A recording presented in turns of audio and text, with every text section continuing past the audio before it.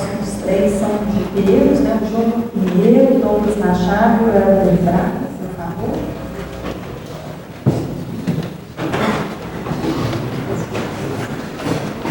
Nós não pode dar microfone, que a conversa fala. Também exatamente isso mais uma vez. Nós estamos colhendo as informações para que o Estado, né, com as informações dos senhores, com os estudos técnicos, prepare uma forma para estabelecer essa atividade. Ela pode acontecer onde? Então, hoje nós estamos aqui não para apresentar um produto pronto, nós estamos em construção, nós estamos apresentar a história de Minas Gerais, da construção da história de Minas Gerais.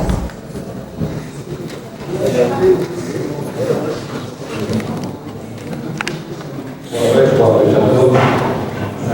Parabéns pela iniciativa de todos que estão elaborando o trabalho que será apresentado. E como praticante de audiovisual de há mais de 40 anos, com propriedade posso lhes assegurar que é triste vermos que em outras épocas é imposto. E agora também a oportunidade de ser debatido, sugerido, por isso na cidade, nós no Estado da União. Então, a gente vê que em todas as áreas essenciais do ser humano está deficitário em Minas Gerais, mais que em outros estados do Brasil. E dentre eles está o lazer. E o sujeito hoje já não tem mais espaço para o seu lazer. E nesses municípios que englobam as trilhas, não só os que aqui estão sendo discutidos, mas como o Estado como um todo, são fatores geradores de renda e emprego. Lavras Novas, que está aqui do lado, Preto, Branco, mas se chegarmos perto de Belo Horizonte, nós temos lá outros municípios, Nova Lima, Rio Acima, etc. O fator de renda é fundamental para esse pessoal e para o município. E nas fechadinhas de mecânicas, postos de gasolina que vendem combustível. Só de exemplo, São Paulo vem aqui 1 ou 2 vezes ao ano com 40 jipes fazer trilha. Cada um deles deixa em torno de R$10 mil entre hospedagem, alimentação, equipamentos que vendem, não é bom. Isso gera receita, isso gera renda. E o Estado e o cidadão precisam. A título, só para citar, seria interessante que constasse no trabalho de vocês uma lida que foi feita em Rio Acima, no início desse ano, nós também estivemos presentes, uma lei municipal incentivando práticas de esportes no município, dentre eles o off-road, arvorismo, enfim. Rio Acima, esqueci o nome do vereador, promulgou e aprovou na Câmara, estive lá na sessão da aprovação, outras pessoas que talvez tenham tido o prazer de efetuar, inclusive. O município hoje tem uma lei incentivando a prática de esportes, porque sabe que a renda para o município é fundamental. Então, eu deixo só esse palpite e, no mais, foi querer agradecer-os por deixar a população participar. Muito obrigado, boa noite. A atividade seja sustentável. Ela pode ser muito benéfica para a economia do município e até para a proteção das áreas. Né? Que, muitas vezes o trilheiro, o gileiro, é quem vigia a área, impede que tenha uma ocupação. Nós sabemos desse papel bacana que pode ser feito. E a ideia é essa, é transformar essa atividade num ganha-ganha. Né? Impedir que haja degradação, porque tem áreas que são sensíveis, vocês sabem disso, vocês sabem que tem áreas que passando muitas vezes, dá vossoroca e vira um buraco, e aí é um problema, mas sabem também que tem gente que põe fogo, né? Então, existem os problemas e existem os benefícios. Nós estamos querendo achar este equilíbrio, para que possa acontecer o desenvolvimento econômico sustentável. Então, estou super feliz porque está todo mundo na mesma página aqui. Então, vamos lá. Pedro Rodrigues.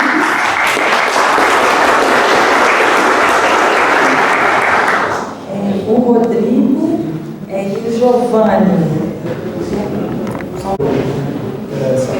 Que é importante de fato aqui para o nosso município. Eu queria pegar um pouco a carona no professor do IFMG, me perdoe, o Alex. Quando ele fala desse caminho do chafariz, se a gente pegar a ponta contrária, a gente vai sair na Pedra de Amolar. A Pedra de Amolar é um dos principais pontos de nascentes da região, da nossa cidade. E também existe lá uma degradação muito grande devido às atividades off-road. Eu queria deixar primeiro bem claro que eu sou a favor da atividade, eu reconheço que ela fomenta o turismo, que a gente precisa dessa renda, igual o senhor falou ali, mas a gente precisa de normas mais rígidas. Eu vou contar um caso que aconteceu comigo, inclusive algumas pessoas que estão na sala aqui estavam envolvidas. Eu trabalhava no Parque Estadual de Itaconomií há cerca de 8 anos atrás, e estava levando um grupo do curso de Geografia da UFMG para a Pedra do Pico de Itaconomií, 1.773 metros de altitude. Lá de cima a gente começou a escutar barulhos de moto. E o barulho foi ficando mais próximo, mais próximo. Quando não, pelo menos umas 15 motos subindo, chegando próximo à pedra. Eu informei e falei, olha, o meu papel aqui enquanto monitor, eu vou comunicar a gestão do parque, e depois a gestão do parque vai tomar as providências, vai chamar a polícia ambiental ou não, porque já é sabido por todos que naquela área não era permitido. E para minha decepção, quando eu cheguei na sede da unidade de conservação, a pessoa que era gestora na época falou comigo, poxa, eu fiquei sabendo que você comprou uns amigos meus lá em cima, e eles acabaram gambelando você.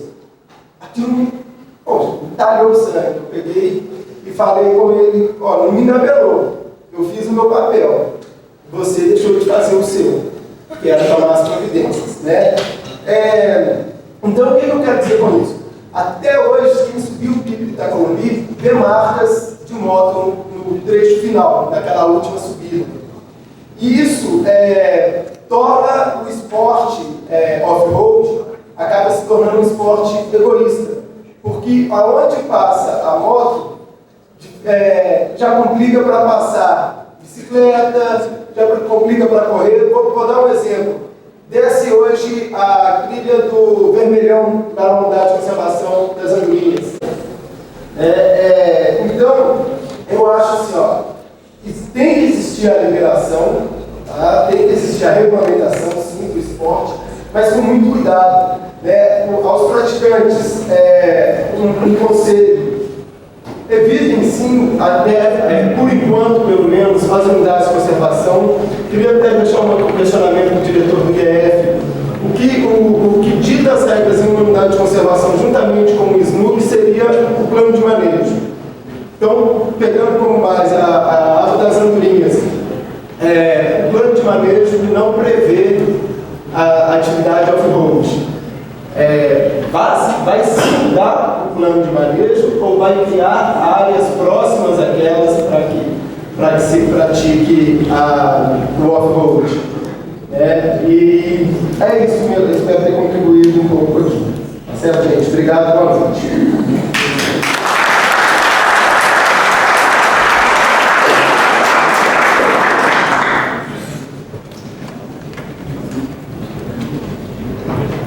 Boa noite a todos, os representantes do Ministério Público, os quais cumprimentam a pessoa do Dr. Domingos, membros do IEF e SEMAI. Demais presentes. Meu nome é Rodrigo Camelo, sou presidente do Trevo do Poivalo, uma associação esportiva com mais de 30 anos de história na execução de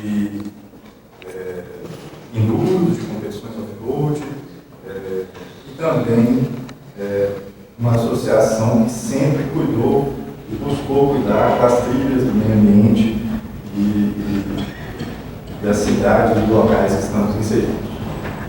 Já realizamos plantio de mudas, ações sociais como entrega de cestas básicas, materiais escolares, muitas vezes em locais esquecidos pelo poder público.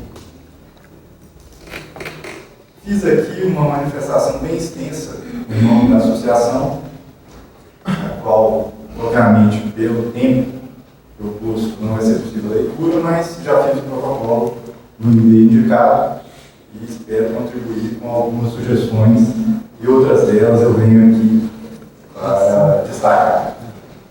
Parabenizo o professor pelo estudo e a todos, obviamente, pela iniciativa.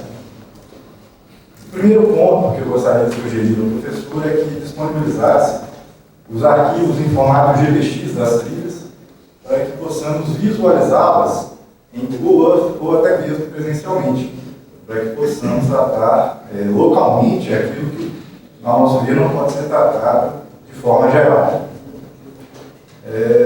Outra sugestão que vemos como importantíssima, ainda mais na nossa região, visto que há décadas existe a prática esportiva e há décadas a existência dessas trilhas, não podemos deixar de levantar historicamente essas trilhas. Como surgiram, até mesmo quem possa ter realizado protegido nunca teve qualquer intervenção do poder público para a sua preservação. Então, discordo quando trouxeram que de 4 anos para cá a trilha acabou. Não, há 15 anos eu passo por lá e a intervenção nos locais que seriam protegidos, como as pedras que ali estão, são mínimas. Outro ponto que gostaria de destacar é a possível, como é feito hoje, a exigência do IAINO, em até mesmo intervenções do próprio Ministério Público, em ações, hoje vê-se que faça necessário, segundo o entendimento ministerial, que deve haver o estudo de impacto ambiental em todos os locais. Não há distinção de unidade de conservação ou não. Simplesmente pela intervenção se dá ali naquelas trilhas, que volto a dizer, pré-existentes, obviamente. Mesmo porque não é nem um pouco razoável pensar que uma pessoa saia abrindo uma trilha aqui e percorra 2.000 quilômetros abrindo essas trilhas. Portanto, caso seja exigido, ao final desse estudo, que se realiza, estudo de impacto ambiental da forma que é, e também a complexidade e o custo que advém desse estudo, irá, obviamente, inviabilizar o esporte. E não só sua prática recreativa, mas principalmente sua prática comercial, em competições, que também tem que ser vista e observada pela renda e emprego que gera. Então é isso. Parabenizo a todos mais uma vez. Agradeço a oportunidade de estar em toda a sociedade, principalmente os envolvidos. Uma boa noite a todos. Licenciado e sou comerciante na cidade. Queria agradecer à mesa pela oportunidade, professor pelo estudo, mas eu vejo que eu me tornei um criminoso. E isso me deixa muito preocupado, porque aqui a grande maioria são pessoas de bem. São pessoas que estão trazendo desenvolvimento para a região de Ouro Preto e para as regiões que o esporte é aplicado. Se hoje Lavras Novas é um polo de turismo, agradeço ao off-road. Se Macacos Cavalo está acabando com ele lá hoje, é um polo de turismo, agradeço ao off-road. Então o esporte ele vem a somar muito mais, no meu modo de ver, do que a atrapalhar. E aí vem o lado profissional meu, enquanto guarda municipal, enquanto brigadista voluntário que era. E o estudo, professor, sugiro ao senhor levar em consideração, por exemplo, o acervo que as próprias trilhas fazem. Então tivemos aí há mais ou menos 6, 7 anos atrás um índice de queimadas gigantescos em Ouro Preto, praticamente as 4 unidades de preservação todas pegando fogo, e muitos dos focos paralisaram aonde? Nas trilhas. Então isso é um lado positivo. Pode existir a degradação? Sim. Vou discordar que não existe degradação, mas também é o lado positivo dessa situação. Outra coisa, e eu vou discordar do professor BF, lixo, eu quase que não acredito que um trilheiro vai deixar uma trilha. Quase todos aqui vão chegar da trilha e pode fazer quantas vezes a gente já fez, né, blitz e tudo mais, o pessoal chega com as sacolinhas tudo empunhado de lixo que a gente recolhe nas trilhas. Então é outro lado positivo. Além disso, a questão econômica, que eu acredito que esse estudo ambiental estratégico tem que levar também em consideração. Temos vários distritos da cidade de Ouro Preto, e aí eu estou focando em Ouro Preto, que é a região que eu conheço bem, que dependem do esporte e dependem do off-road. Uma questão que eu queria levantar, a colega colocou da trilha do Chafariz, se não fosse os trilheiros, ela estaria escondida no meio do mato até hoje. E um questionamento relacionado a trilhas e quando a gente fala em estradas vicinais, estradas que são feitas para retirada de eucaliptais e estradas de mineração, ou seja, não são trilhas, são caminhos, são regiões que acredito eu que o esporte poderia estar proibido. O promotor colocou, doutor Domingos, já conversei várias vezes, doutor, em relação a outras situações, o professor Rafael colocou Santa Rita de Ouro Preto, a gente fazia um evento muito bacana, e o evento usa essas estradas, praticamente não passávamos em trilhas. Então, eu gostaria de saber, eu tinha desconhecimento dessa decisão judicial que proibia, e a pergunta que eu tenho é essa: se essa proibição também se aplica às estradas vicinais, estradas de retirada de mineração de eucaliptais. Obrigado.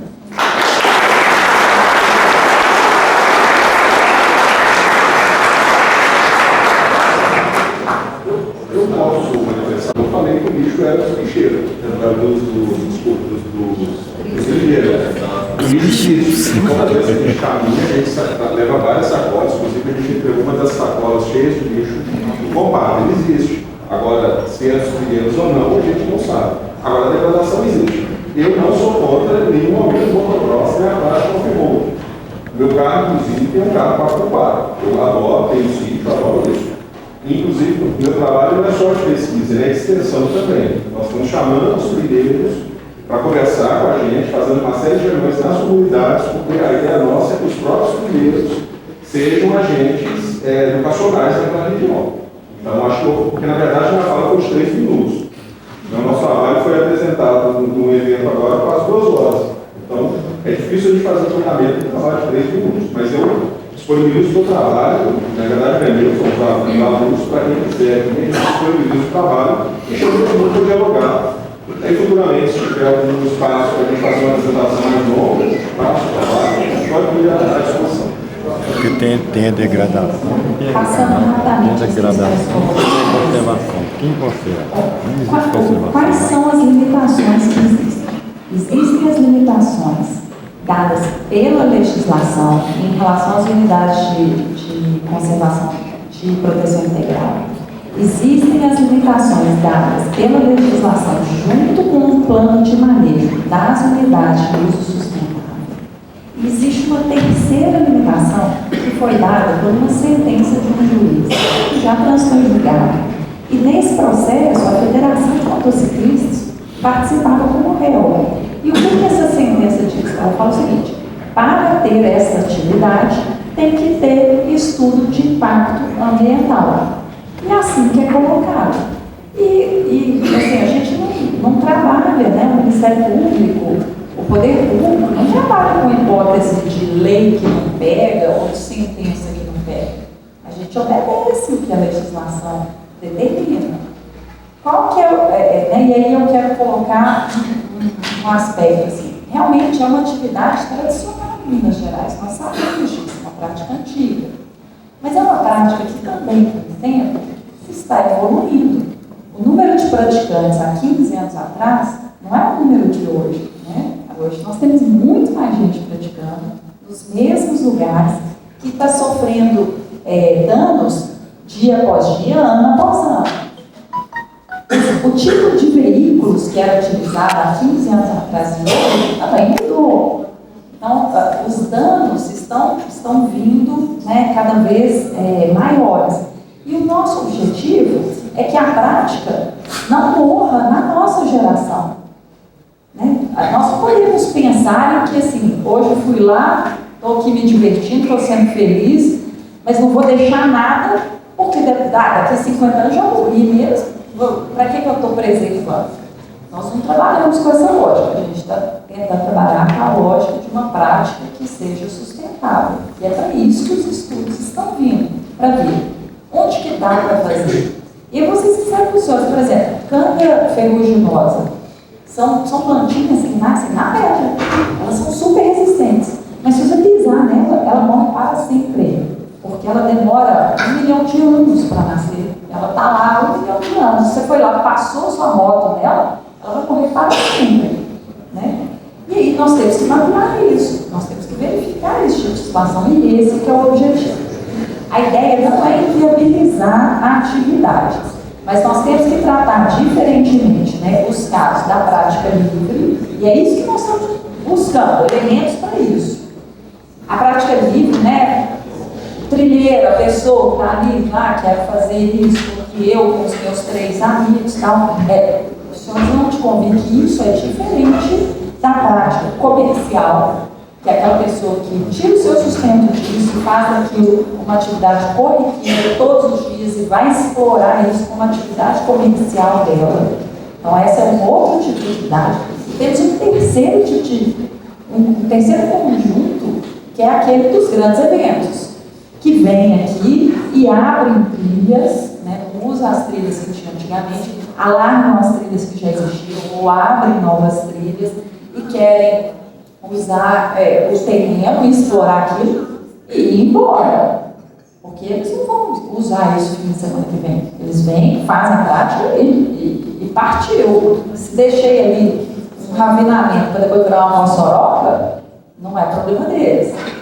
Então é isso. Nós entendemos que há situações diferentes, né? Toda a pesquisa que o professor fez, ele identificou que existem situações diferentes, que o diferente tem que ser tratado diferente, mas que tudo tem que ser observado para a gente achar um meio termo entre o que os trilheiros pretendem e o que a legislação permite. Então é esse equilíbrio que nós estamos tentando achar aqui, sabendo que tem trilheiros que têm consciência e que querem ser respeitadores da lei, mas tem outros que não. Isso é o cidadão, né? Tem gente que quer respeitar a lei, tem gente que não quer, sendo trilheiro ou não. Né? No mundo é assim. Nós temos criminosos e temos não criminosos.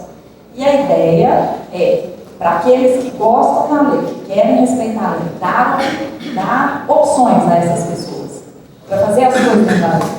Agora, aqueles que não gostam da lei, que não querem respeitar a lei, aí nós vamos, né, ter os rigores que a legislação exige. Não é uma questão que inventa as leis. As leis estão aí para todos, para mim e para os senhores.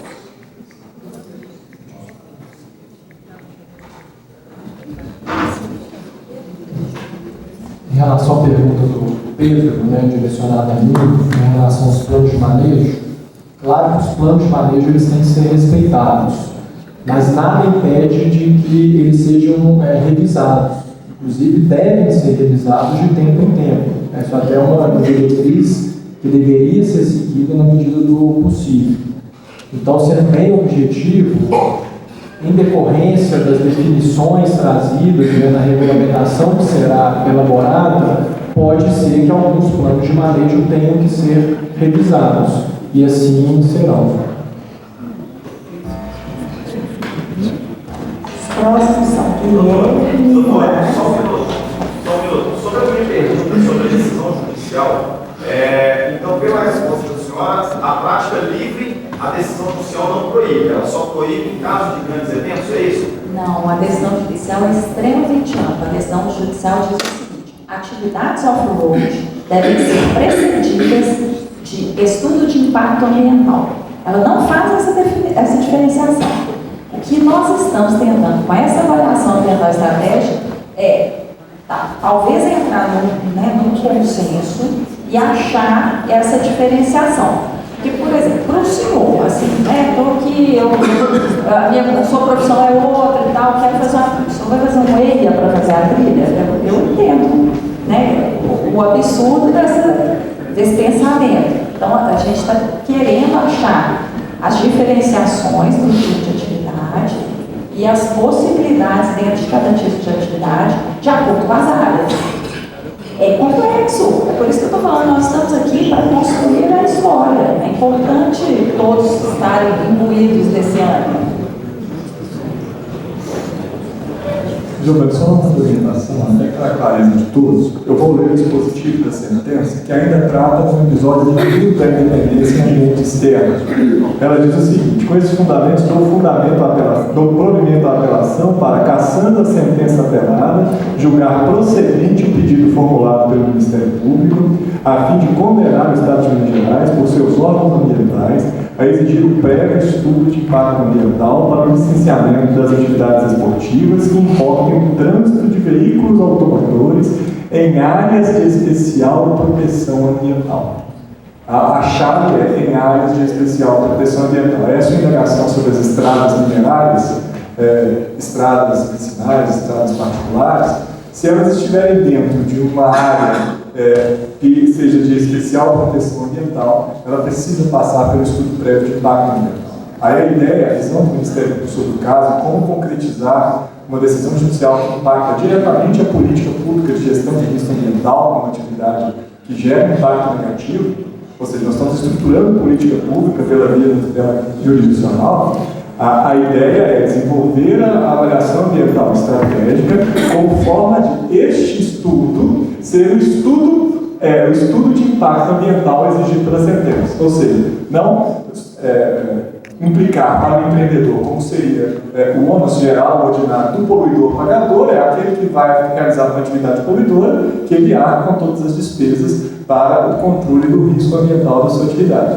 Então, nós estamos saindo desse ônus geral para justamente em respeito às peculiaridades das atividades, que são, por vezes, grupos de pessoas, por vezes, empreendedores de menor porte, eles não vão suportar fazer fluxo de estudo de chuvas, de regimes de impacto de fauna e flora em médio e longo prazo da atividade. Então, nós estamos buscando a avaliação para resolver essa questão do estudo de impacto e dar concretude à sentença judicial. Então, por exemplo, respondendo a sua pergunta prática, se essas estradas que você mencionou estão dentro de uma área de especial proteção, ela não precisa passar pelo estudo de impacto ambiental para ser lista de ser realizada. Entendeu? Se não tem esse estudo, as pessoas resolvem, por sua conta de risco, desenvolver a atividade, ela está sujeita à infração penal, por exemplo, do artigo 60, que tipifica como conduta penalmente relevante para aquele empreendedor que, apesar da atividade ser regulada como necessária de ter os seus riscos controlados pelo poder público, ele realiza essa atividade sem esse controle prévio, realiza a atividade sem autorização. Entendeu? Então é nesse contexto que nós estamos, e num viés preventivo, de construir soluções para que a atividade seja viável nos seus locais adequados, né? Construindo um sistema que regule o que é necessário, de modo adequado, reconhecendo as peculiaridades, e de maneira suficiente a proteger o meio ambiental. Esse é o nosso estudo. Okay? É só complementando também, e reforçando, na verdade, eu acho que está faltando um entendimento em relação a essa questão do estudo de impacto ambiental.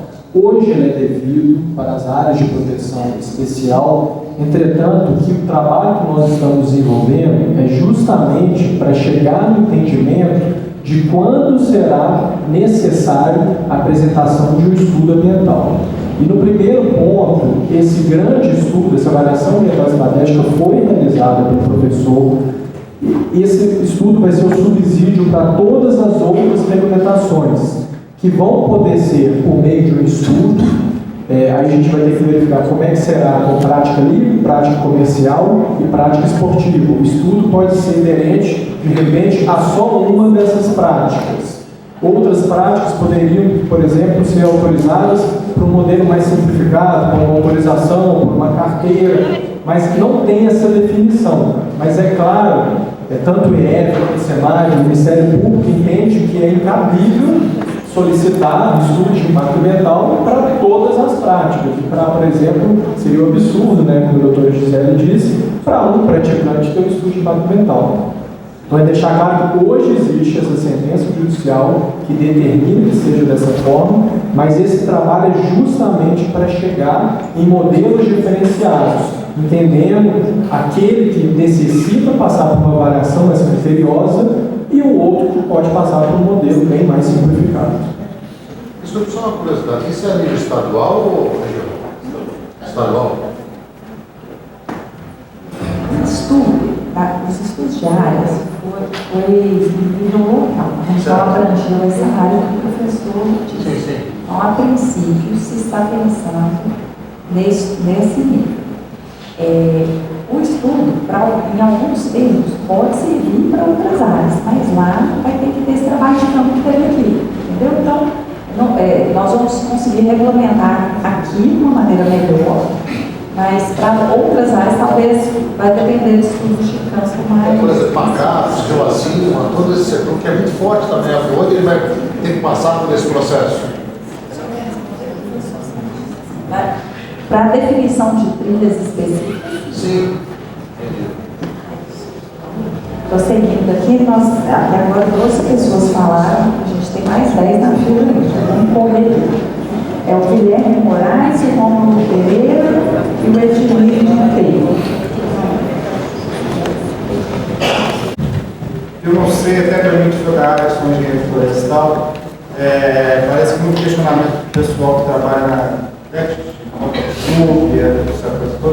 é que realmente existe uma série de legislação federal e estadual que acaba remetendo a essa proibição dentro de unidades de conservação. Então, cada unidade de conservação tem notificação e que não é o Ministério Público. Estudos como esse são necessários para a gente começar esse diálogo que a gente está tendo aqui hoje e a gente tentar chegar num acordo, num denominador comum. Eu vou focar minha fala aqui nos eventos, eu não vou focar nos trilheiros que saem, muitos, vou usar uma expressão, fazendo bagunça nos finais de semana muitas vezes, vou focar nos eventos, porque a gente que está constantemente no mato aí, a gente vê vários problemas acontecendo, não vou focar nisso, vou focar nos eventos esportivos, que se diz esportivos, eu particularmente não considero, mas vou focar nesses eventos. Tá? Primeiramente, não sou contrário, tá? Não sou contrário a esse tipo de evento, desde que esse evento seja feito de forma ambientalmente correta, tá? Que a gente vê em muitos casos não acontecendo. Então, o que eu digo quando eu digo ser ambientalmente correto? É procurar com antecedência os órgãos ambientais competentes, procurar os gerentes das unidades para saber, através de um estudo, apresentar um projeto com a proposição das trilhas, para apresentar para esses gerentes, para os demais, os gestores, os conhecedores da área, para as pessoas que têm o poder de decisão, apresentar para estabelecer para eles, olha, pretendo passar na sua área na área de amortecimento, sua unidade, essa trilha que nós estamos pretendendo passar aqui é viável? O gerente da unidade, junto do seu conselho consultivo, vai definir e fala assim, não, nesse trecho você pode passar. Então, já recebeu a primeira liberação de uma unidade e vai fazendo isso para as demais unidades até conseguir fechar um projeto mais completo, tá? Que seja um projeto que tenha o menor nível de impacto negativo ao ambiente possível. Mas como isso vai funcionar? Posteriormente, passar os conselhos ambientais, para os CODEMAS, retirar as devidas licenças ambientais. Como está proposto agora aí o EIA, que eu também acho que o EIA talvez seria um absurdo para muitas atividades, mas para outras não. Então nós temos estudos ambientais mais simplificados que podem ser enquadrados, ou até mesmo uma anuência do CODEMA da cidade onde a atividade vai acontecer. Então, é possível fazer a atividade em consonância com o meio ambiente, de acordo com as devidas aprovações. Esses projetos devem ser bem apresentados, colocar as trilhas, colocar o número de participantes, quais são as medidas compensatórias previstas, as limpezas da trilha, gente. Pelo amor de Deus, falar que não tem lixo de trilheiro em trilha, não anda no mato. Porque a gente que está em contato constante no mato aí, fazendo nossas atividades de campo, a gente vê aquelas bisnaguinhas de não sei nem o que é aquele negócio que eles bebem ali, um negocinho tipo um sachê, que aquilo ali dá para encher sacola.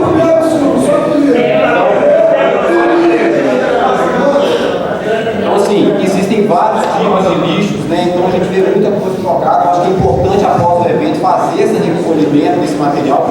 A gente vê alguns eventos fazem, só que eu já vi situações de termos aí pedra pichada para poder demarcar, né? Então é complicado esse tipo de atividade. Então eu acho que é fazer de forma mais consciente com o meio ambiente, pessoal. Não estou falando de novo, não sou o contrário. Eu acho que tem que fazer de acordo que o meio ambiente seja mais preservado. Né? As licenças ambientais, a recuperação das trilhas, algumas trilhas a gente vê com processos erosivos, eu acho que pequenas ações dá para serem recompensadas, né? Então dá para você fazer essas atividades de forma mais equilibrada.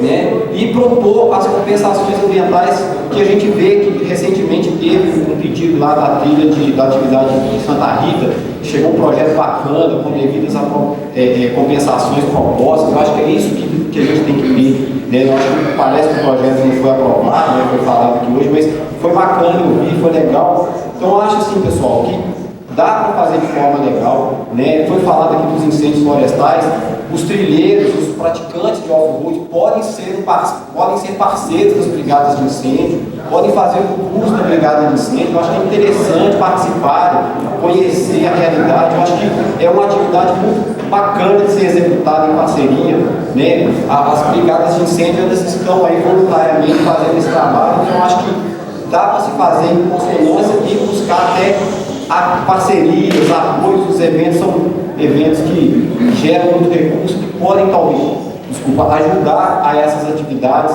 Então assim, mais uma vez, não sou contrário, mas desde que seja feito de forma equilibrada e respeito ao meio ambiente.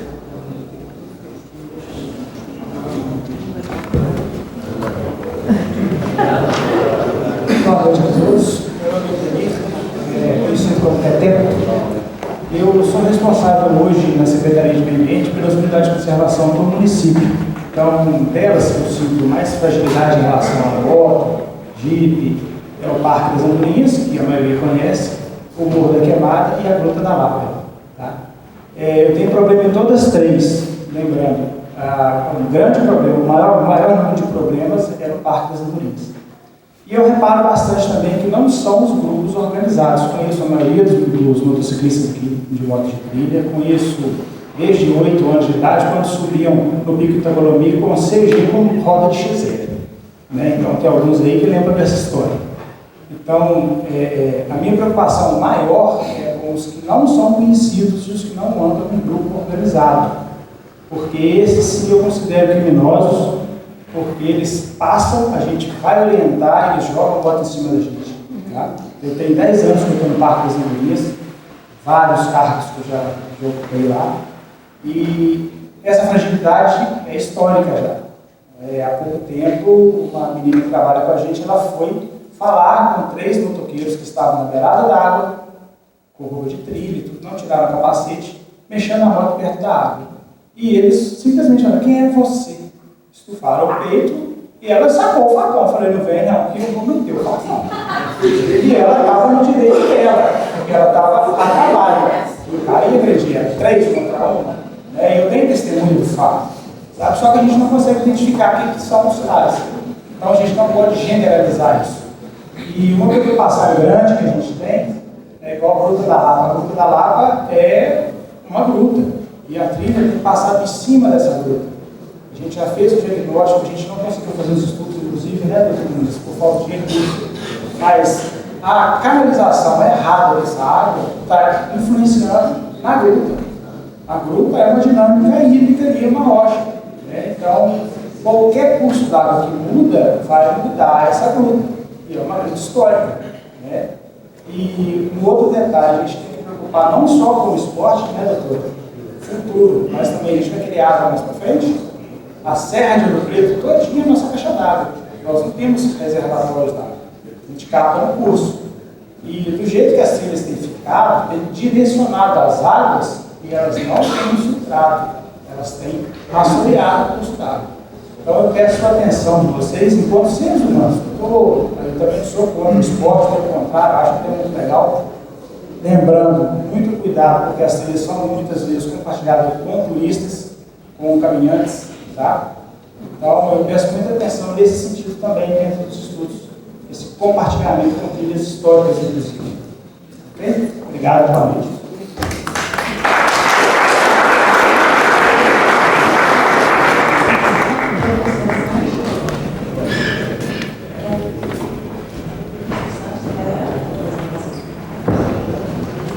Do Guilherme, sobre que o nível da fauna foi levado em conta, os nossos fatores críticos de decisão eles têm que ser necessariamente para esse tipo de aplicação, com essa metodologia da avaliação ambiental estratégica, tem que ser bastante agregados.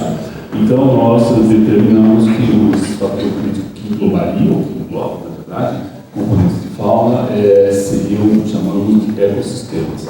Nós, da nossa lista de 22 impactos potenciais, nós submetemos essa lista aos gestores de unidade de conservação e pedimos que indicassem quais daqueles impactos eram percebidos ou observados, eventualmente documentados nas suas respectivas unidades de conservação. Dois dizem respeito à fauna terrestre e outro à fauna ecossistemas aquáticos, de modo geral, portanto também fauna aquática. Eles receberam dimensões de alguns dos gestores, não de todos, e portanto eles foram reordenados, né, aquela lista de 22 impactos, ela contribuiu para nós montarmos 4 dos nossos 5 fatores críticos de decisão. Então, fauna diretamente não foi tratada. E os demais são os outros comentários que podemos passar aqui.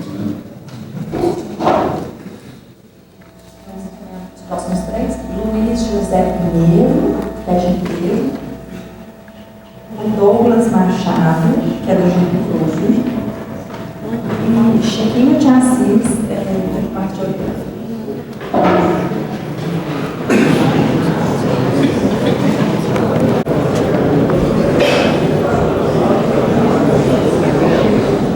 Boa noite, todos e todas, saudar aqui do Dr. José, Domingos, também secretário do SEMAD, Polícia Ambiental, seu comando aqui. Eu queria profundamente agradecer por esse momento de construção. Eu acho que aqui a gente não tem que ficar criando motivações de lados. O grande lado é o patrimônio que a gente tem, é o patrimônio cultural, o patrimônio natural, as nossas riquezas ambientais, e sobretudo nós precisamos costurar isso de uma forma muito bem clara. Onde eu quero chegar? Nós falhamos ao longo de décadas com relação à educação ambiental, com relação à educação patrimonial. Eu conheço vários dos motociclistas que estão aqui, acho que é muito importante vê-los identificados com seus clubes. Conheço vários militantes ambientais e sei que todos têm raízes na nossa cidade. Como disse muito bem o Teteco aqui, a grande dificuldade é não saber a quem identificar. Esse é o grande problema, professor. Eu acho que as ações estratégicas elas têm que nos conduzir. De que forma toda a questão do manejo ela vai trabalhar do ponto de vista da identificação daqueles que também têm os seus direitos constitucionais de ir e vir, mas existe uma série de leis para serem cumpridas. Como foi colocado aqui pelo que citou o exemplo de uma lei de Nova Lima, acho que ele sabe. Nós estamos à disposição, o vereador Mercim também está aqui, inclusive é um trilheiro. A gente não pode ser demagogo também nesse sentido e saber que as leis elas têm uma questão a ser seguida do ponto de vista da hierarquia. Inclusive a lei municipal jamais pode sobrepor uma lei federal ou lei estadual. A gente não pode ser populista nem demagogo nesse sentido, mas estamos abertos a buscar construir. Acho que de forma muito clara, eu não vi em nenhum momento essa questão ser totalmente impeditiva, Acho que há possibilidades, há caminhos, é necessário troca de informações. O trabalho do professor Alex é importantíssimo, inclusive, para ser comungado com os grupos e os clubes aqui da cidade. Acho que tem que ter essa interação, porque somos nós os grandes detentores e protetores dessa história toda. Agora eu faço um pedido aqui, rogando ao Judiciário, à Secretaria de Meio Ambiente e ao apontamento estratégico. Nós somos, principalmente agora nesse momento, uma cidade essencialmente turística. A mineração já está nos deprimindo, já está nos tirando nossa dignidade.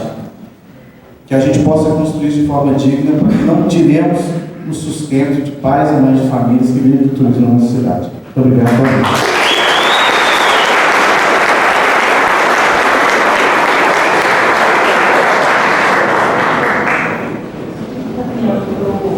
As 4 últimas pessoas que se inscreveram, eu vou chamar no ar.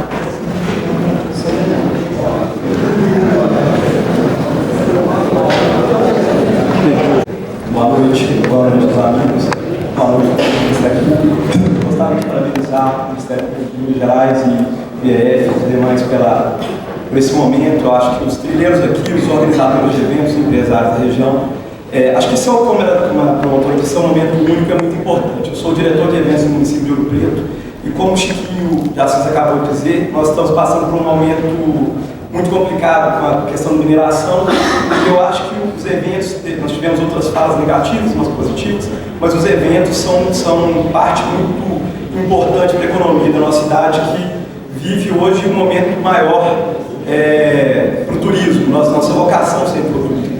Então eu peço que os senhores avaliem essa questão dos eventos esportivos, tanto de jipe quanto de moto, quadriciclos, e os quadriciclos em Lavras Novas, pois é de suma importância para o município de Ouro Preto.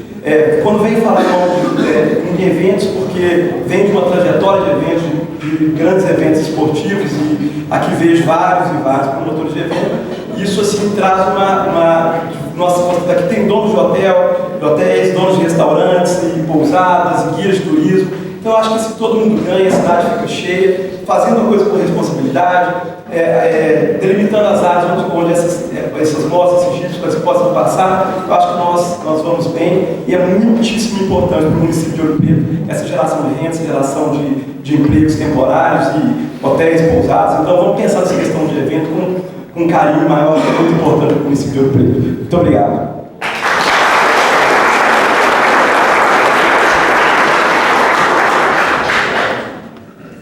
Muito boa noite a todos.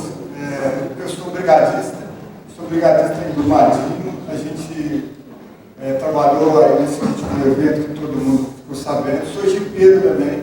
Eu vim aqui para manifestar assim, uma coisa que eu acho que é importante todos pensarem também, que assim, acho que todo mundo que está dentro dessa sala aqui está aqui porque ama a natureza. Então assim, eu sou jipeiro também, amo a natureza, e eu não quero ser nunca um predador da natureza. Eu sei que o jipe causa impacto, a moto causa impacto, a bicicleta causa impacto, a pessoa a pé causa impacto.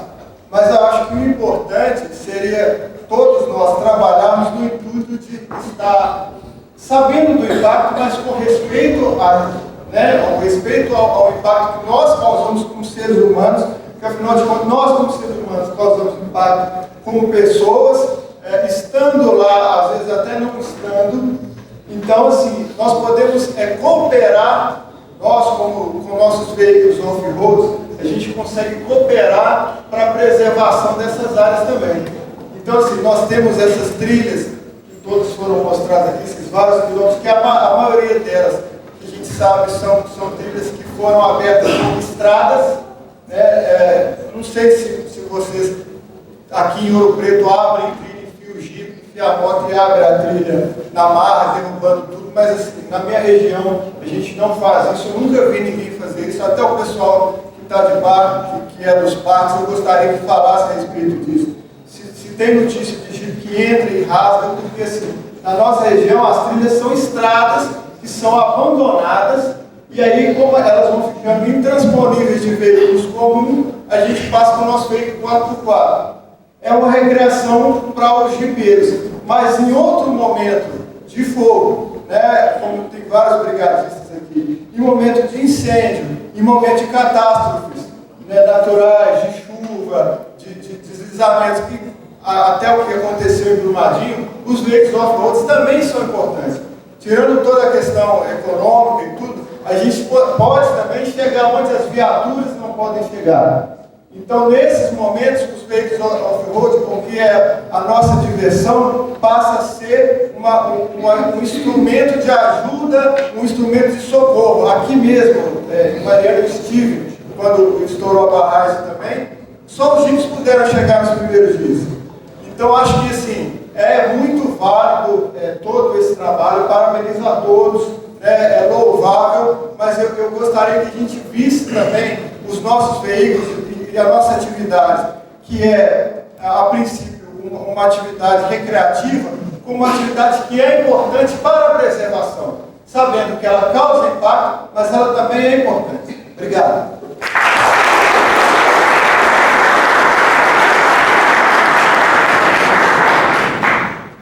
Boa noite a todo mundo. Primeiro quero parabenizar. Meu nome é Rafael, eu estou em nome do Rota Real de Mariana.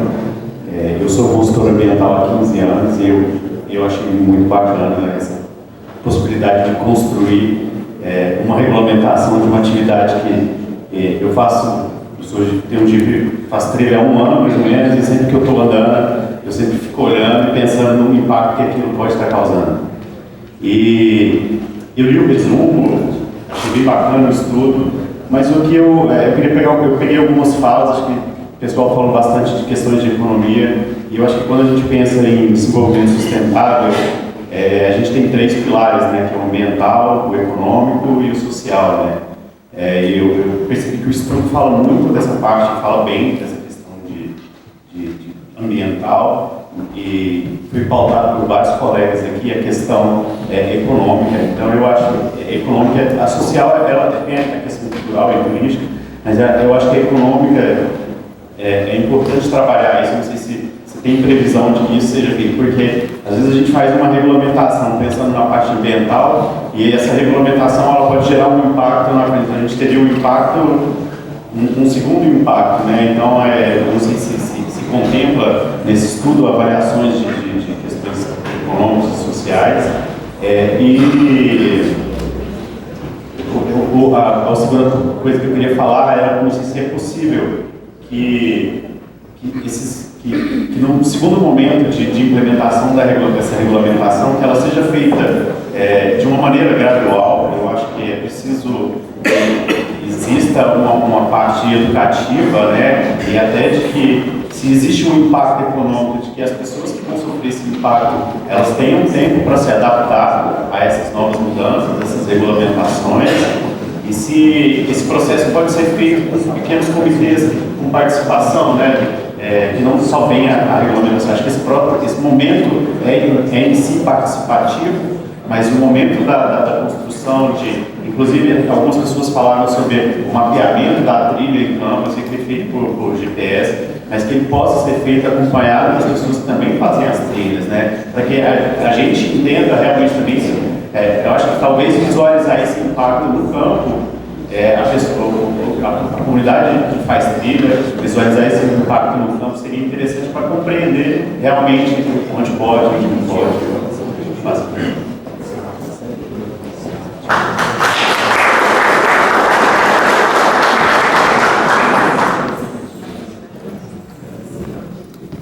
Boa noite a todos.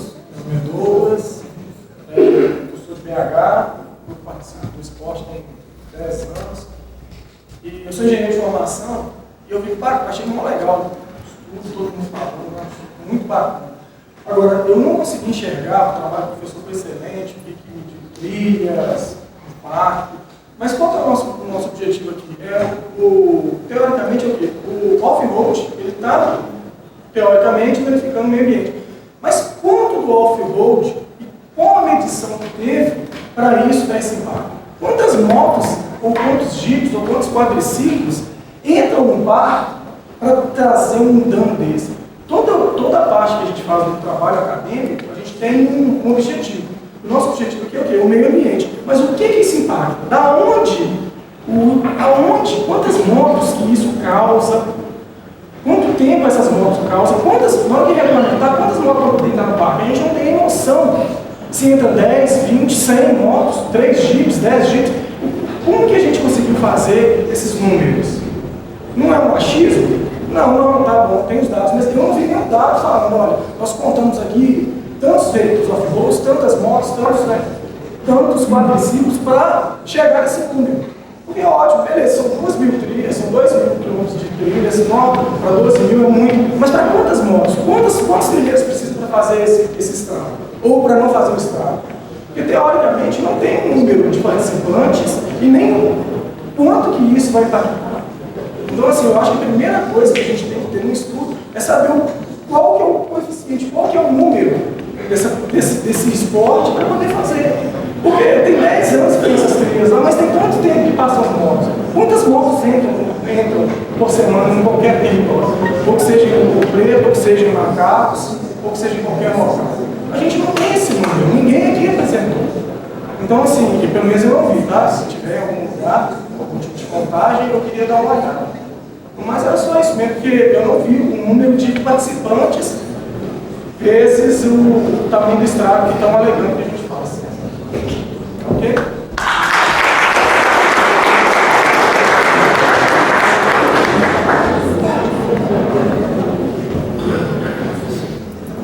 Boa noite a todos. Primeiramente, cumprimentar o professor pelo estudo, seguramente, em especial, todos os promotores. Que seria do Brasil se todo promotor encarasse um problema e chamasse uma audiência assim, coletiva para saber realmente o que está acontecendo. Então, parabéns a todos da mesa. Agora eu vou me apresentar. Meu nome é Jean Batista Coscarelli.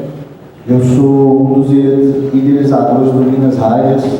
Eu ando de moto desde os 5 anos. Hoje eu tenho 30 anos na moto. Eu já sou campeão brasileiro, ganhei etapa do Mundial. Então vocês têm ideia o quanto de trilhas e diferentes terrenos eu já andei. E eu quero deixar uma coisa especial. A trilha do Chafariz, tá? Existe uma trilha que é muito parecida, até do jeito que ela foi aberta, do jeito que ela foi fundada. E hoje, todo trilheiro que passa lá deixa a quantia de R$100. Mas eu queria até, peço a oportunidade de mandar a foto dessas trilhas para vocês verem que a trilha é perfeito estado de que era há 200, 300 anos atrás. O senhor que cobra a quantia, ele volta e repõe as pedras exatamente onde elas estavam. Então, se não tem ninguém passando, quem destrói é a própria natureza. Sim, eu consigo te informar isso. Quanto ao licenciamento ambiental, a gente tentou de várias vezes tirar o licenciamento, mas não existe o licenciamento ambiental hoje para o estudo. Então, o que a gente teve foi uma dispensa da licença, e que, ao meu entender, valia. Quanto a termos de na hora que o Enduro parou, a gente tinha 307 funcionários. Então, só para vocês terem uma ideia de uma dimensão econômica que o nosso esporte está hoje. E parabenizar a todos, boa noite, muito obrigado aí por essa audiência.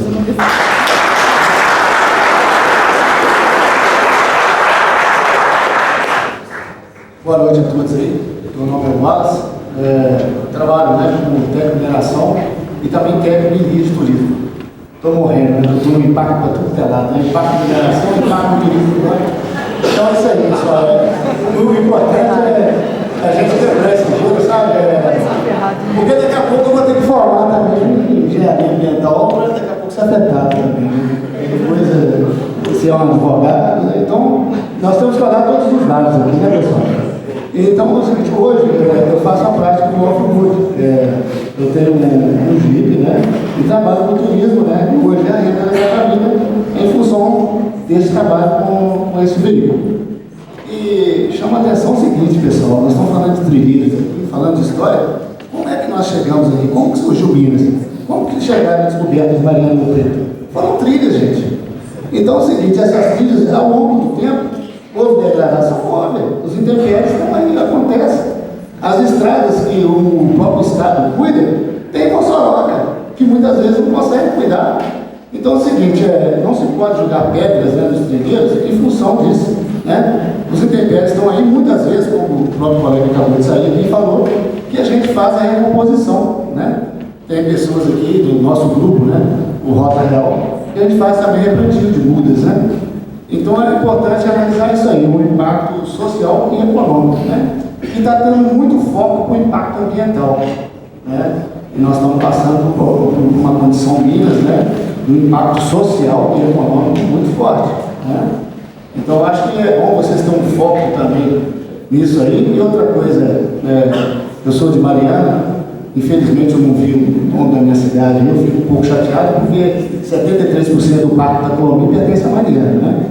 Eu chamo atenção para isso também, embora muitos que aqui subiram relataram sobre a cidade de Mariana e a importância dela, né? Estou falando de uma cidade que tem 1.200 km² e uma amplitude de 1.250 km². Veja a dificuldade de vocês na realização desse estudo.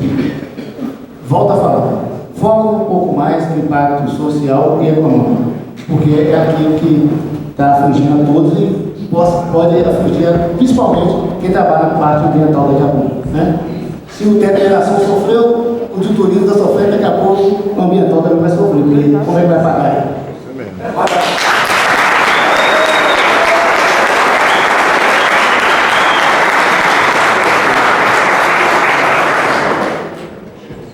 Boa noite, eu sou Douglas, eu sou trilheiro da cidade do Branco. Parece que Douglas é pré-requisito para nome de trilheiro, né? Ele já deve ter passado uns 4 Douglas aqui já. Deve ter sido o 5º Douglas que está falando aqui. Eu queria só trazer uma experiência legal que a gente teve em Ouro Branco, que eu acho que pode contribuir para os estudos, com relação a transferir um pouco da responsabilidade, do cuidado das trilhas para os trilheiros. Eu tenho certeza aqui que todos os trilheiros aqui hoje, principalmente os trilheiros organizados, a gente já andou, o pessoal de Ouro Branco já andou com o pessoal do Geracross aqui, alguns outros grupos que a gente viu, a gente vê que os trilheiros organizados é outra coisa em relação à organização, ao cuidado, em relação à cobrança mútua, com relação ao lixo. Eu vi que foram os mais indignados aqui quando falaram, né, que a gente joga lixo nas trilhas, que a gente não cuida direito das trilhas. Foram justamente o pessoal dos grupos organizados que ficou mais indignado, porque é verdade, existe uma cobrança mútua, existe um senso de responsabilidade que um cobra do outro. Então, eu gostaria que nessas medidas mitigatórias, essas propostas que vão ter, né, que fosse incluído, sim, essa transferência de responsabilidade. Eu acho que a gente, por tudo que foi já falado aqui, a gente merece um pouco de crédito. Eu gostaria de falar em nome dos trilheiros e do de Ouro Branco, que a gente merece esse crédito e que a gente gostaria que vocês acreditassem na gente, porque é muito importante essa transferência de responsabilidade para a gente. A gente quer isso, os trilheiros querem isso. A gente quer poder ter, de forma formal, cobrar dos nossos parceiros quem são aqueles que fazem coisa errada. Em Ouro Branco a gente teve muito problema com o trânsito. A gente conversou com a polícia militar da região. Depois que foi formado o Trio Clube, caiu assim, muito em relação aos problemas de... a gente sabe que tem os arruaceiros, né? Quando organiza, a maioria desses problemas cai por terra. Então, eu gostaria de trazer esse feedback, esse pequeno contribuição que aconteceu no Branco, que eu acho que pode servir para alastrar as atividades na região nossa. Obrigado.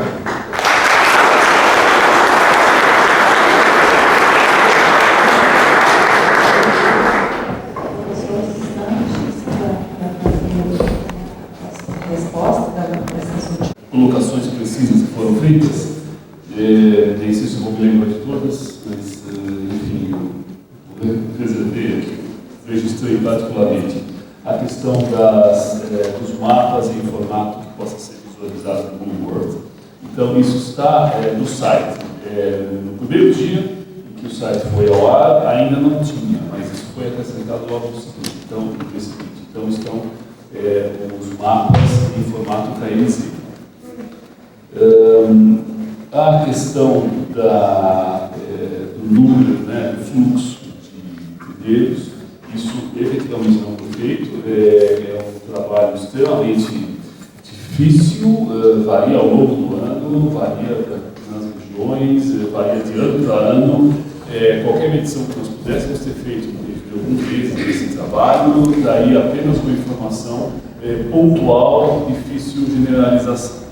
Tem algumas questões mais de fundo com relação ao fluxo de veículos, seja moto, seja Jeep, seja qualquer outro. Existe muito provavelmente alguma proporcionalidade entre o fluxo e os impactos causados, mas para certos impactos basta pequenas intervenções, basta passagem de um veículo ou um número de pequenos veículos e concretamente, de novo, vem aqui um exemplo lembrado dos campos rupestres e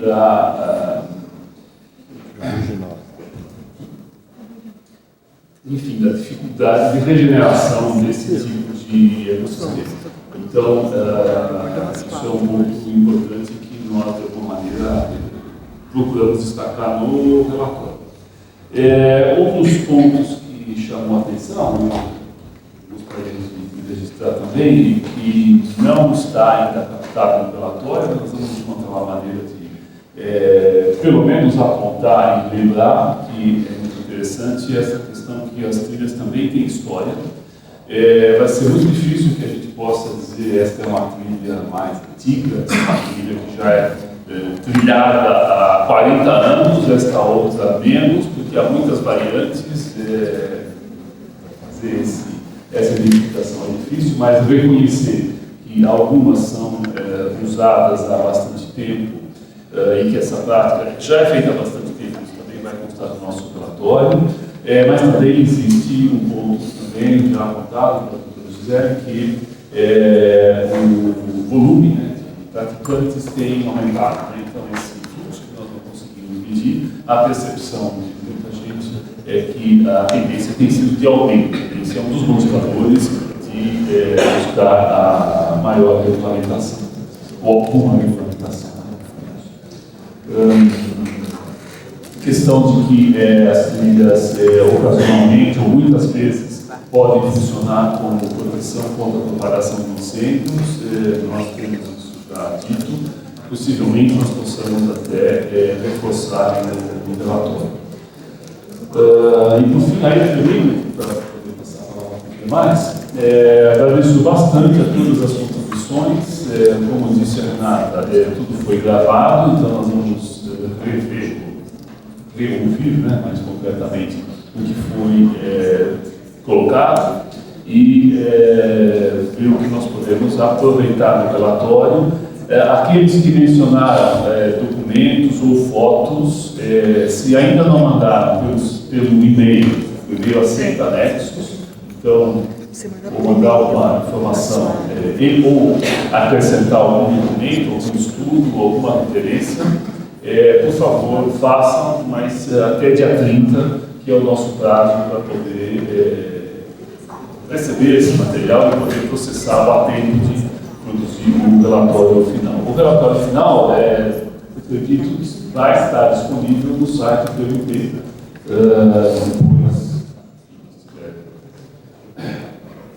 Discutido pela última vez com o grupo de acompanhamento. E, bom, enfim, eu posso agradecer bastante as várias contribuições, pontos de vista, alguns deles convergentes, com o que nós já tínhamos entendido, alguns contraditórios, e isso, evidentemente, mostra, inclusive, a necessidade e o próprio motivador do estudo, e esperamos poder dar uma resposta que seja satisfatória para a maioria das questões que foram levantadas. Obrigado.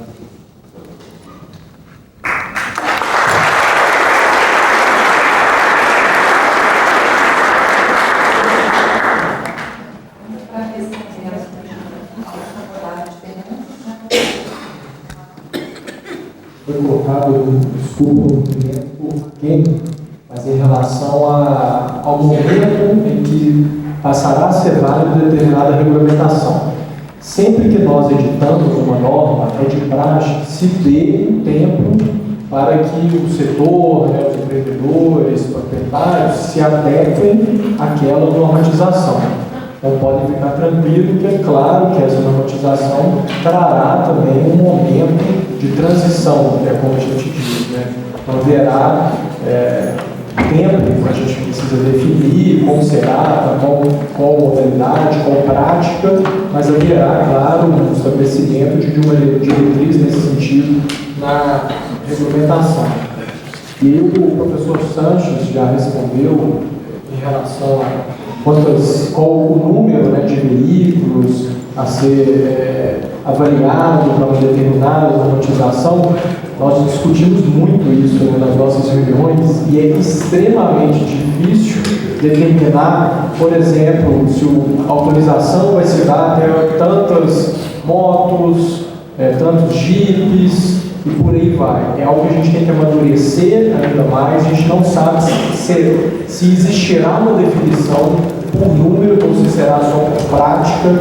Isso, a regulamentação que virá em razão do estudo de todas as contribuições colocadas aqui na consulta pública, que vai gerar se a gente levará em consideração esses números, né, ou se será somente pelas modalidades, pelas práticas ali, comercial e esportiva.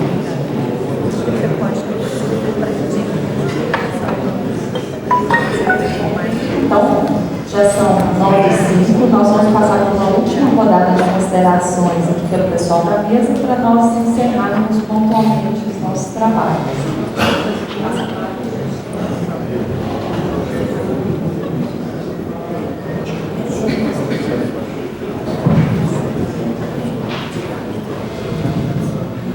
Boa noite a todos. Meu nome é Patrícia, sou superintendente de gestão ambiental da SEMAD. Como já foi dito aqui por todos os membros da mesa, hoje o nosso papel foi de ouvir, né, vocês que praticam as atividades, que residem aqui no território, tanto recebendo tantos impactos positivos quanto negativos, né? E eu acho que como órgão ambiental, como SEMAD, foi muito importante vocês estarem trazendo para a gente os ativos. Os ativos que essa atividade possui, do ponto de vista histórico, do ponto de vista social, do ponto de vista ambiental, do ponto de vista dos agentes, né, que fazem jus dessa atividade, podem proteger o meio ambiente.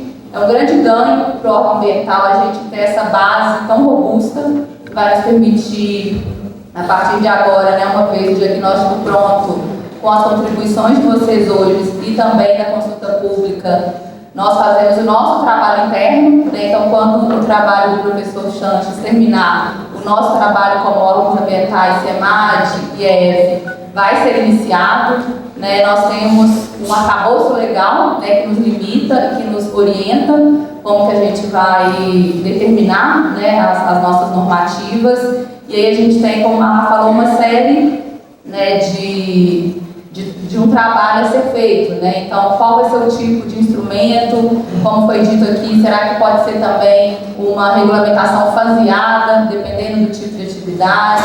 Nós podemos trabalhar junto com os municípios que já realizam licenciamento ambiental, né, na esfera local. Então, a gente, né, como SEMAD, a gente agradece a participação de todos, acho que foi muito produtivo, né? Nós recebemos uma série de considerações que eram perguntas nossas, que a gente conseguiu já responder algumas, e a gente se coloca à disposição para os próximos passos, uma vez que a gente ainda está num processo de construção, né, como a doutora Gisele disse, é uma produção conjunta que vai fazer história para o estado de Minas Gerais. Então, muito obrigada a todos.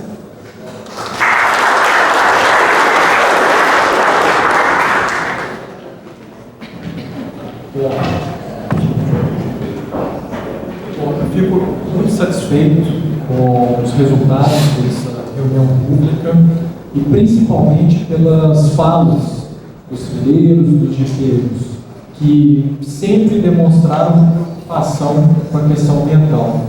E a gente tem que tirar o proveito disso, como foi dito em várias vezes, de que vocês, trilheiros, né, sejam nossos parceiros, que façam com que a gestão dentro da unidade de conservação seja feita da melhor forma possível. E muitos de vocês já são nossos parceiros, por exemplo, na comunicação de combate a incêndio, na própria efetivação do combate a incêndio, inclusive naqueles locais onde a gente não consegue chegar via aérea, e muitas vezes é o GIP que chega para dar esse apoio.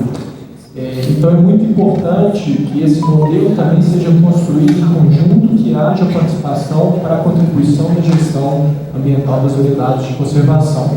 E acho que uma coisa que ficou muito clara aqui também hoje é que todos concordam que há um impacto ambiental em razão da modalidade das trilhas.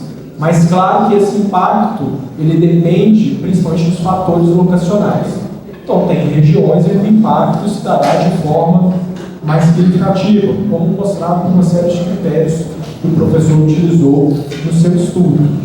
Então a gente precisa, claro, conciliar esses impactos ambientais que são produzidos, né, com a atividade, mas claro também levando em consideração as questões históricas, as questões sociais e as questões econômicas, principalmente no momento em que vive o estado de Minas Gerais, principalmente essa região que enfrenta um momento muito difícil em razão agora, né, principalmente da tragédia ocorrida. Então isso vem afetando muito essa região. É preciso que nós, como órgãos ambientais, também tenhamos em consideração todos esses critérios. Saímos daqui então com uma série de contribuições relevantes que podem ter certeza que vão ser levadas em consideração para a tomada de decisão e para a definição das nossas regulamentações. Podem ter certeza que o órgão ambiental, tanto o EF quanto a SEMAD, consideram essas atividades como relevantes para o Estado de Minas Gerais, mas é preciso que se tenha um controle ambiental adequado delas também. Então a gente vai fazer o melhor papel possível para chegar a uma regulamentação que atenda, né, também todos os interesses. Podem contar conosco, foi muito produtivo, saio aqui muito satisfeito. Desejo a todos uma ótima noite.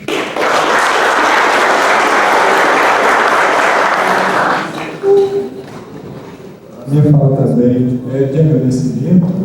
Eu penso que todas as contribuições foram muito embasadas, mostraram como Ouro Preto tem uma sociedade inteligente, culta e que sabe bem defender os seus interesses e colocar as suas ideias à mesa para serem devidamente consideradas pelos órgãos públicos, pelo Ministério Público.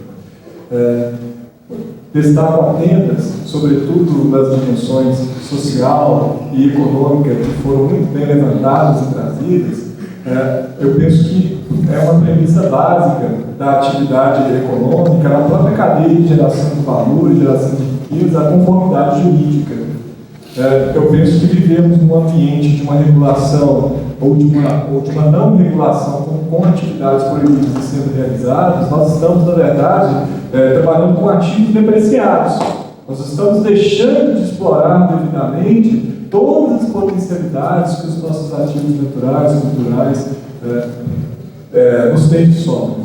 Então, eu penso que nós podemos sair deste processo bem mais fortalecidos, com uma regulação necessária pelos impactos, adequada em seus instrumentos e que seja eficiente, suficiente para a proteção jurídica a permitir que todos interessados empreendedores tenham segurança, consigam bem antever quais são as regras, desenvolver os seus projetos a partir dessas regras e gerar lucro, gerar riqueza, gerar desenvolvimento social, desenvolvimento econômico para a nossa região, num ambiente de conformidade e regularidade jurídica. Esse é o nosso espírito, o nosso foco na realização desse trabalho, para que nós saiamos nesse momento de freio de arrumação que atravessamos para um momento de desenvolvimento.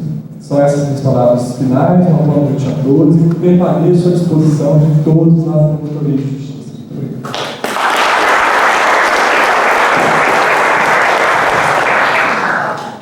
Boa noite, sou o Tenente Marcelo, comando o policiamento ambiental aqui sediado em Nova Lima, e Mariana e região também faz parte dos municípios com os quais eu trabalho.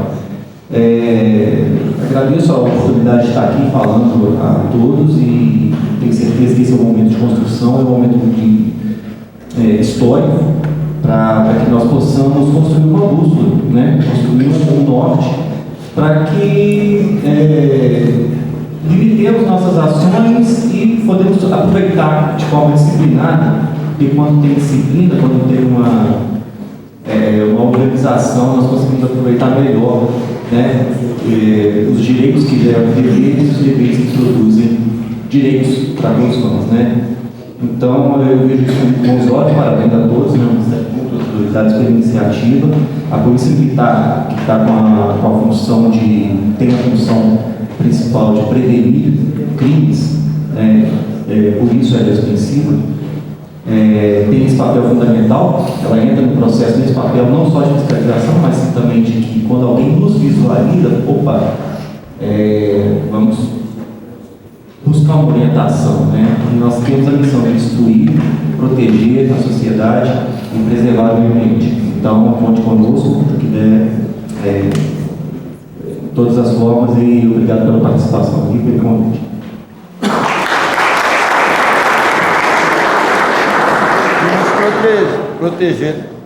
Nos proteger também, né, Tereza? Eu tenho certeza que ninguém aqui tinha nada mais importante para fazer numa quinta-feira à noite. Quero parabenizar cada um dos senhores que se dispôs a vir aqui, conhecer o que está sendo discutido, contribuir, participar. E o Ministério Público é isso. O Ministério Público não é só aquele promotor de gabinete que está aí para punir as questões. O Ministério de forma que permita que também as próximas gerações tenham esses mesmos direitos. Esse é um dos nossos papéis.